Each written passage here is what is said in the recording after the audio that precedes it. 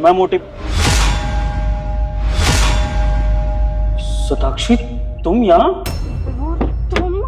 सताक्षी ये तुमने कैसे कपड़े पहने हुए हैं और तुम्हारी मांग में सिंदूर नहीं है, गले में मंगलसूत्र नहीं है, ये सब क्या? हाय बेबी, कैसे हो? वैसे काफी ज्यादा हॉट लग रही है इस ड्रेस में। ऐसी ड्रेसेस पहना करो, काफी प्यारी लगती है। अरे भाई तुम क्या देख रहे हो, तुम चलो ना यार। हाँ वो सर मैम ने ओटीपी नहीं बताया। अरे बेबी ओटीपी बताओ ना। 93224।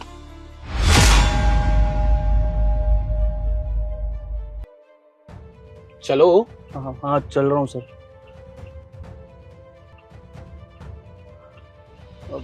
वैसे सर एक बात पूछूं मैं? हाँ भैया पूछो। आप दोनों का रिश्ता क्या है? आप हस्बैंड वाइफ हैं या गर्लफ्रेंड बॉयफ्रेंड है? हमारा रिश्ता, हम दोनों ना गर्लफ्रेंड बॉयफ्रेंड। एक्चुअली क्या है ना, हम दोनों ही शादीशुदा है। इसका भी पति है और मेरी भी बीवी है, लेकिन वो क्या है ना, एक अंदर एक बाहर। क्या यार, तुम किसी को कुछ भी बता देते हो।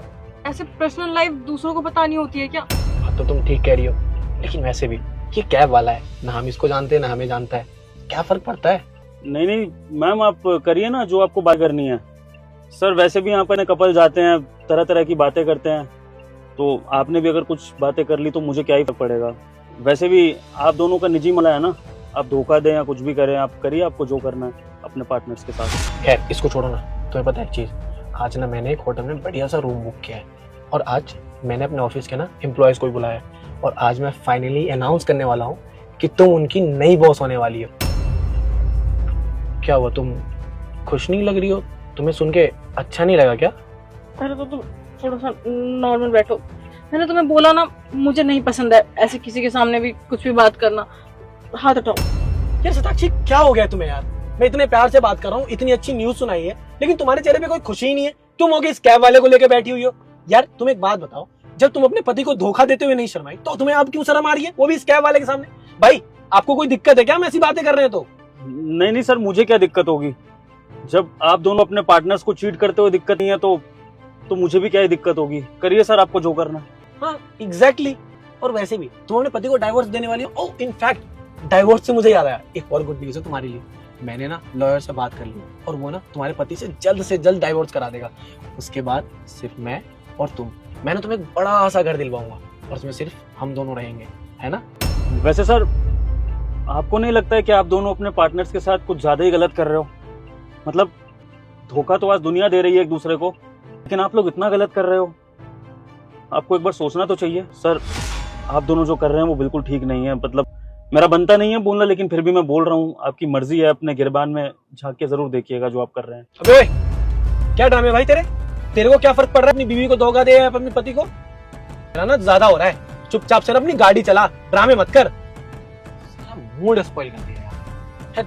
छोड़ बेबी, हमारा आगे होटल आने ही वाला है, इस पे ध्यान मत दो तुम।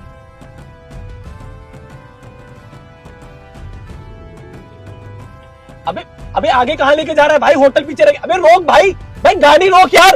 ए!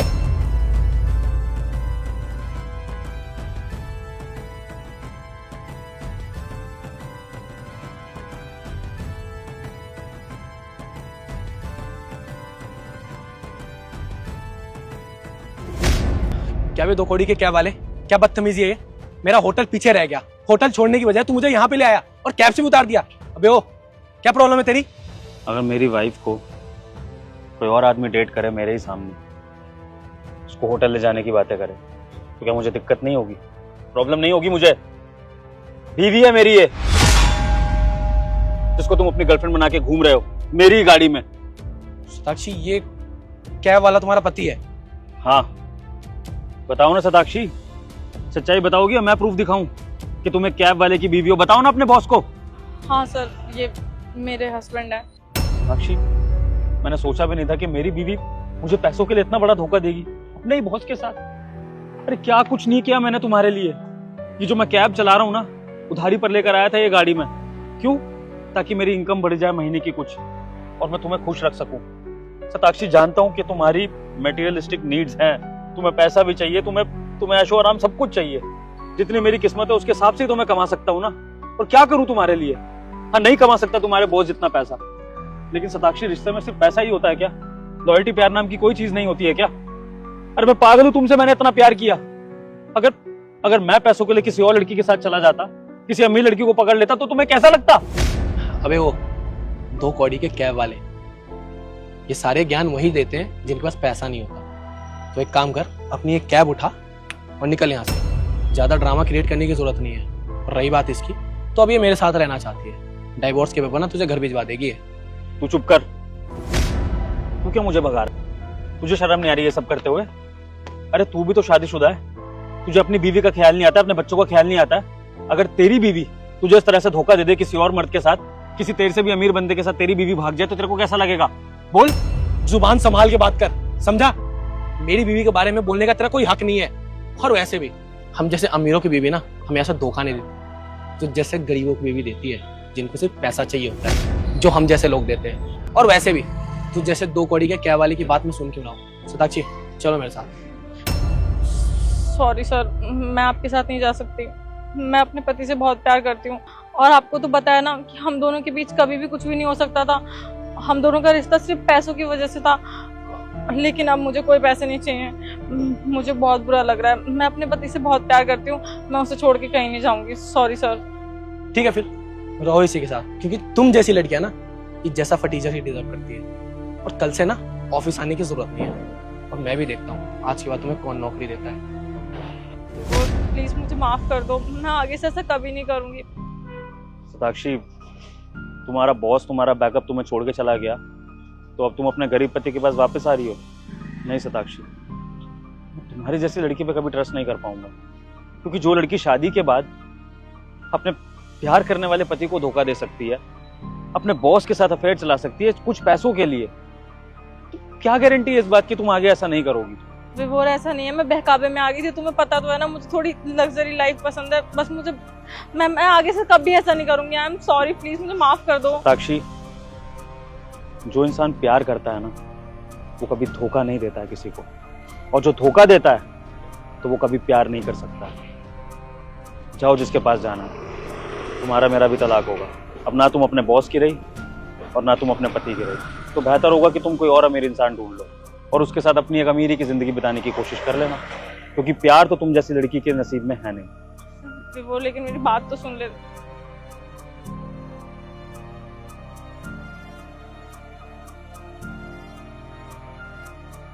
सॉरी सर, मैं लेट हो गई। हम प्रेजेंटेशन स्टार्ट करें? सताक्षी, ये क्या है? तुम शादी के जोड़े में ऑफिस क्यों आई हो? सर, अभी थोड़ी देर में मेरी शादी है, तो मैंने सोचा पहले मीटिंग कंप्लीट कर लेती हूँ, फिर मंडप पे चली जाऊंगी। वो सर, आपने ही तो बोला था शादी तो होती रहेगी, लेकिन काम ज्यादा इंपॉर्टेंट है। तो शादी तो मैं कभी भी कर लूंगी, लेकिन पहले मैं अपना काम कर लूं। सताक्षी, मैंने कहा था पहले कि काम भी जरूरी है, लेकिन इसका मतलब ये नहीं है कि तुम शादी के दिन शादी के मंडप से उठ के ऑफिस में आ जाओगी मीटिंग करने के लिए।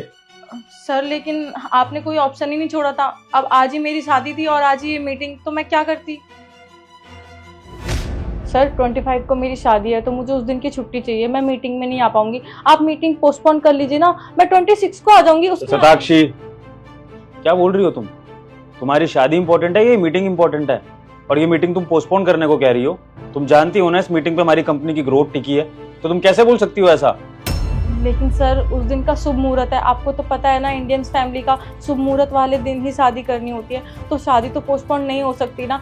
आप प्लीज सिर्फ एक दिन आगे बढ़ा लीजिए मीटिंग का टाइम, प्लीज। नहीं सताक्षी, तुम्हारे लिए तुम्हारी शादी इंपॉर्टेंट होगी, लेकिन मेरे लिए मेरी मीटिंग इंपॉर्टेंट है, और इस मीटिंग को तुम अटेंड करोगी, क्योंकि तुम्हारे अलावा इस कंपनी में कोई नहीं है जिस पर मैं भरोसा कर सकूं। तो आई डोंट नो, तुम्हें 25 को आना है और मीटिंग अटेंड करनी है। तुम्हारी शादी है, वो तुम देखो, तुम्हारा हेडेक है, लेकिन मुझे तुम अपनी मीटिंग में चाहिए। और सताक्षी, एक बात बताओ, तुम्हें करियर में आगे नहीं बढ़ना?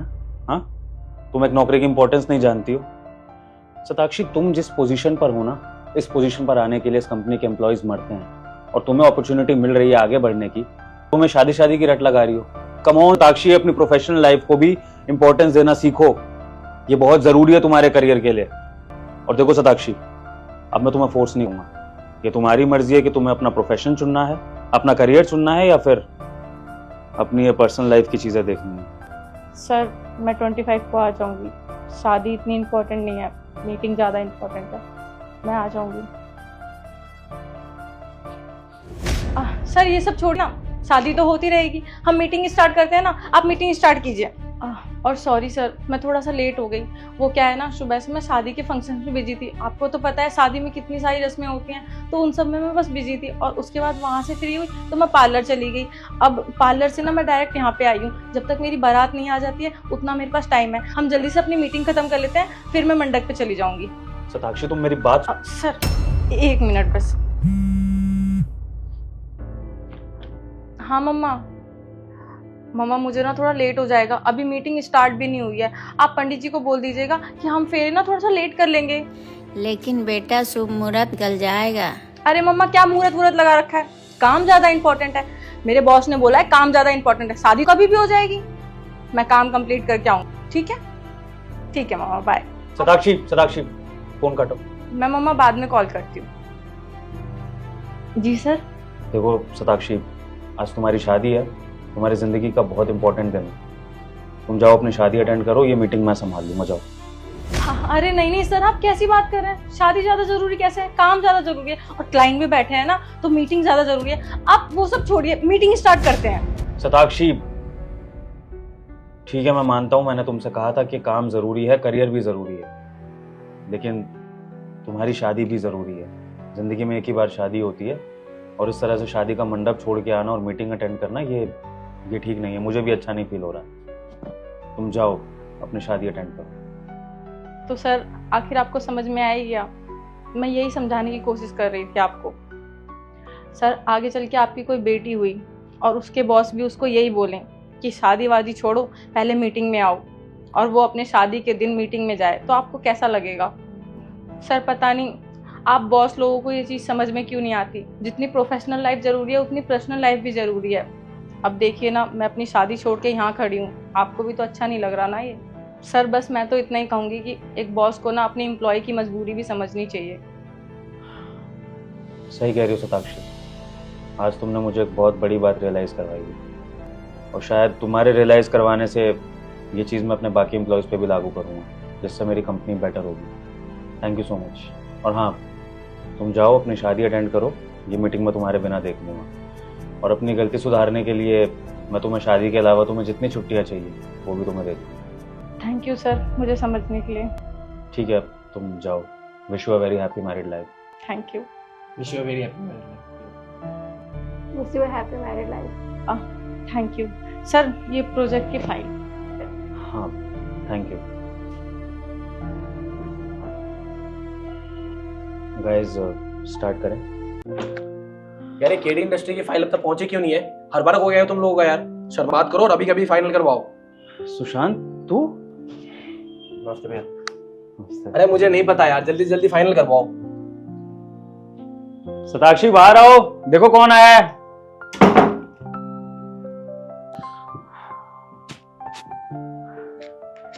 कैसा है भाई तू? ठीक हूँ। एक गिलास पानी मिलेगी? हाँ मैं लाता हूँ पानी। अरे सुशांत भैया आप कैसे हो? हेलो, क्या हुआ अब? अरे तुम्हें 1000 बार मना किया है ना कि छोटी छोटी बातों के लिए मुझे कॉल मत किया करो। बिजी रहता हूं मैं, दोबारा कॉल मत कर देना ऐसी बातों के लिए मुझे। पानी।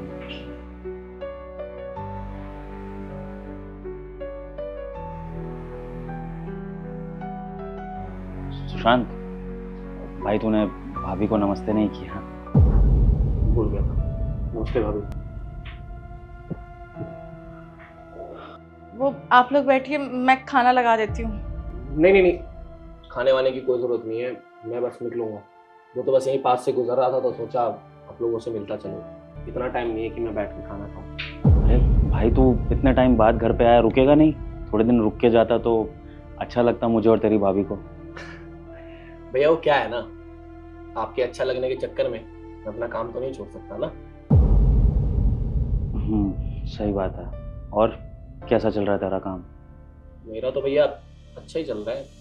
आप बताओ, वही 20-25 हज़ार की नौकरी करनी है या आगे बढ़ने के लिए कुछ सोचा है? आगे अब क्या ही करूँगा भाई, 20-25 हज़ार की नौकरी में चल जाता है मेरा घर। संतुष्ट हूँ अपने जीवन से, तू आगे बढ़। भैया संतुष्टि से घर नहीं चलता, घर चलता है पैसों से। और भैया जितने पैसे आप कमाते हो ना, उसमें ज़िंदगी गुजारी जा सकती है। जी नहीं जाती। आपको अगर जिंदगी जीनी है तो उसके लिए पैसे ज़रूरी है। और अगर आप लोगों की तरह मैं भी सोचता ना तो यही 100 गज के मकान में पड़ा रहता। लेकिन मैंने ना आपसे अलग सोचा, इसलिए आज मैं इस मुकाम पे हूँ। खैर, आपको क्या ही समझाऊँ, आपको ये चीज़ कभी समझ में ही नहीं आई।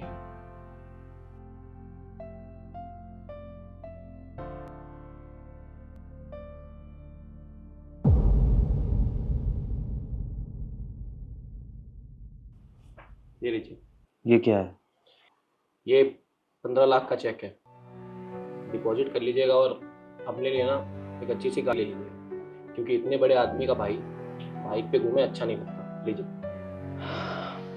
देख भाई, मेरे पास जो भी है मैं उसमें संतुष्ट हूँ। मैं अपनी बाइक और इस 100 गज के घर में खुश हूँ। मुझे तेरा पैसा नहीं चाहिए, तू रख। भाभी समझाइए इन्हें कि तकियन उसी बातों से ना घर नहीं चलता। पकड़िए और अपने लिए भी कुछ ले लीजिएगा।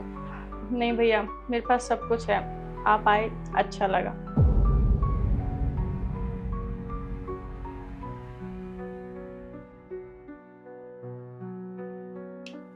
ठीक है, चलता हूँ। पता नहीं आपके छोटे भाई को कभी ये समझ आएगा भी या नहीं कि आपने उसके लिए कितना कुछ किया है। ठंडी रोटी अक्सर उसी के हिस्से में आती है जो सबके लिए कमाकर देर रात से घर पहुंचता है। कोई बात नहीं, छोटा है। सर सर सर, आप ही हो ना the Sushant Singh Rajput, the entrepreneur of their? हाँ जी, बताइए। सर, आप हमारी सोसाइटी में? वो मेरे भैया भाभी रहते हैं, उनसे ही मिलने आया था। इसी सोसाइटी में? सर, इसी सोसाइटी में मेरा जनरल स्टोर है। आप उनकी फोटो दिखाइए ना, मैं पक्का जानता हूँ उनको।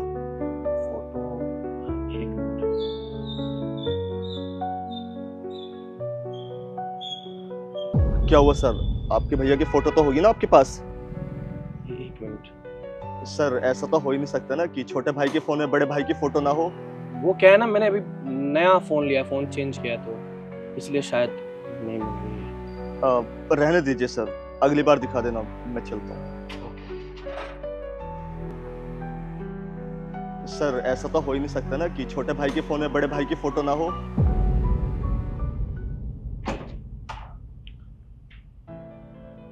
भाई, तू क्या हो गया? भैया कुछ रह गया था।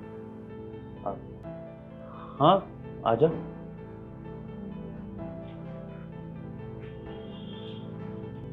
भैया, भाभी कहाँ है? हाँ, बुलाता हूँ। शताक्षी।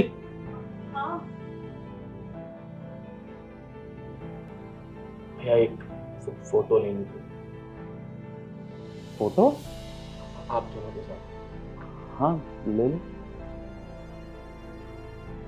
आप आइए ना।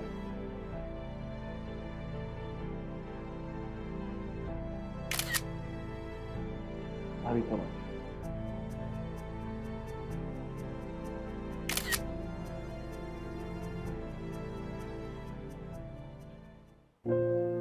अभी कुछ खाने को मिलेगा क्या? बहुत तेज भूख लग रही है। हाँ, मैं अभी लगा देती हूँ ना खाना। हाँ, बता भाई, क्या रह गया था? कुछ कह रहा था तू। यही रह गया था भैया।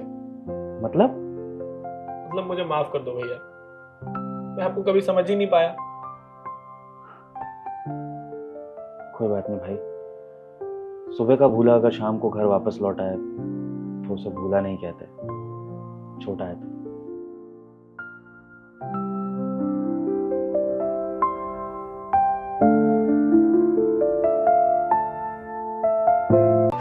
भैया भैया, पैसे दे दो। पैसे वैसे नहीं है मेरे पास, हटो। भैया कुछ तो दे दो, आटे का थैला दिला दो, घर में रोटियां बन जाएंगी, रोटियां खा लूंगी मैं, प्लीज। आटे की थैली लेगी? हाँ हाँ। चल, लाता हूँ।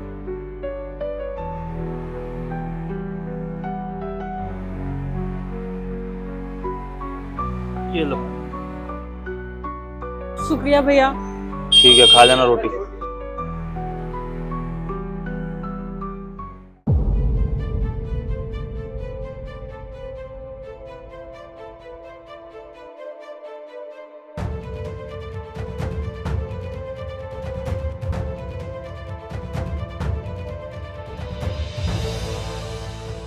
भैया भैया, ये लड़की सूट वाली जो भी दुकान पे आई थी, ये आटे का कट्टा यहीं छोड़ गई? अरे भैया छोड़ के नहीं गई, बेच के गई है वो।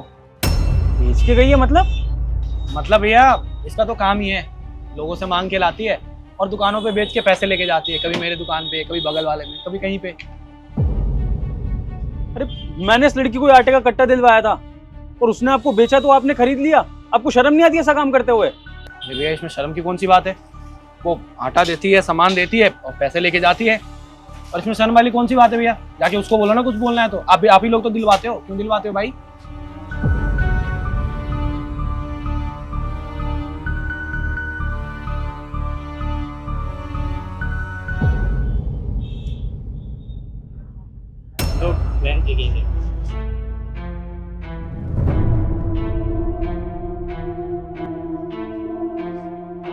ये तो वही लड़की है जिसको मैंने आटा दिलवाया था और उसने उसे दुकान पे बेच दिया था। मुझे पागल बना दिया था पहले, अब इस दूसरे इंसान को भी पागल बना रही है, अपनी मजबूरी का बहाना बना के। इन गरीबों का भला करना ही नहीं चाहिए। दिखने में इतनी भोली है, काम इतने, इसको तो मैं बताता हूँ आज। ये केले खाओगी या वो भी बेच दोगी दुकान पे? आप क्या क्या बोल रहे हैं? शर्म नहीं आती ऐसे काम करते हुए? तुम्हारी मजबूरी पर तरस खा के मैंने तुम्हें आटा दिलवाया था और तुम जाके दुकान पे बेच आई। तुमने ये भी नहीं सोचा कि तुम्हारी वजह से आज के बाद मैं किसी गरीब की मदद नहीं कर पाऊंगा। किसी ने सही बोला है, तुम गरीबों का ना पेट भर जाता है लेकिन नीयत नहीं भरती है। अरे तभी मैं सोचूं कि इतना अच्छा रंग रूप लेके एक लड़की भीख क्यों मांग रही है। वो भीख नहीं मांग रही थी, वो गलत तरीके से पैसे कमा रही थी। मैं भूल गया था कि आज की दुनिया में भलाई करना सबसे बड़ा जुर्म है, क्योंकि तुम जैसे फ्रॉड घूम रहे होते हैं इस दुनिया में। साहब ऐसा नहीं है, आप मुझे एक बात बताइए, अगर मैं आपसे सीधे मुंह पैसे मांगती, मैंने मांगे थे ना आपसे पैसे, आपने मुझे पैसा देने से सीधे मना कर दिया। हाँ तो मैं क्यों तुम्हें पैसे देता? पैसे लेके भी तो तुम लोग नशे करते हो ना, गलत काम करते हो, तो फिर क्यों पैसे दूं मैं? मैंने तो ये सोच के तुम्हें आटा दिला दिया कि तुम्हारे घर में रोटी बन जाएगी, लेकिन वहां भी तुम लोगों ने ना फ्रॉड करने का तरीका निकाल लिया। अब आटे को दुकान पे बेच के पैसे लेने लग गए। तुम गरीबों का कुछ हो ही नहीं सकता है, तुम ऐसे ही सड़ोगे। तुम गरीब ना भरोसे के लायक ही नहीं होते हो। अरे कुछ नहीं होती है मजबूरी, आज मुझे अच्छे से समझ आ चुका है। जब भगवान ने हाथ पैर दिए हैं तो जाके कमाओ ना, क्यों भीख मांगती हो? साहब आपको क्या लगता है मैं ये सारे काम अपने शौक से करती हूँ? ये सब करना मेरी मजबूरी है।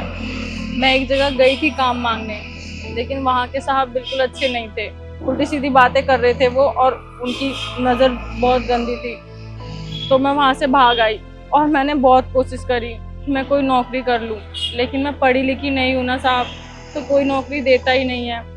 साहब मेरे भाई की तबीयत पिछले 2 महीने से बहुत ज़्यादा ख़राब है और घर में सिर्फ वही कमाने वाला था।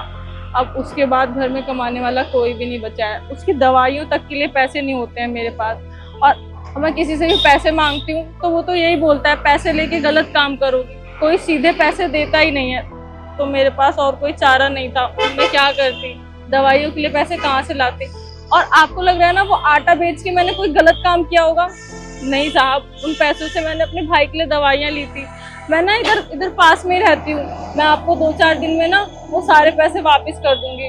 और वैसे भी आजकल कोई भी इंसान दान ना पुण्य के लिए नहीं करता, अपना भोग मिटाने के लिए करता है। पर मैं आपको सारे पैसे लौटा दूंगी साहब, मुझे माफ़ कर देना। और साहब आपने सही कहा था, भगवान ने मुझे सुंदरता तो दी है लेकिन गरीबी का श्राप भी दिया है, और वो श्राप ना इतनी जल्दी मिटता नहीं है। माफ करना, मैंने तुम्हें गलत समझा। सुनो, वहाँ बताया ना तुमने वहाँ रहती हो, मैं तुम्हारे भाई के लिए दवाइयाँ ला दूंगा। तुम इस तरह से लोगों से भीख मत मांगा करो। और हाँ, मेरी सोसाइटी में मैं तुम्हारे काम के लिए बात करता हूँ, यहाँ पर लोग अच्छे हैं, कहीं ना कहीं तुम्हें कोई ढंग का काम मिल जाएगा, तुम्हें इस तरह से भीख नहीं मांगनी पड़ेगी। शुक्रिया साहब। सॉरी।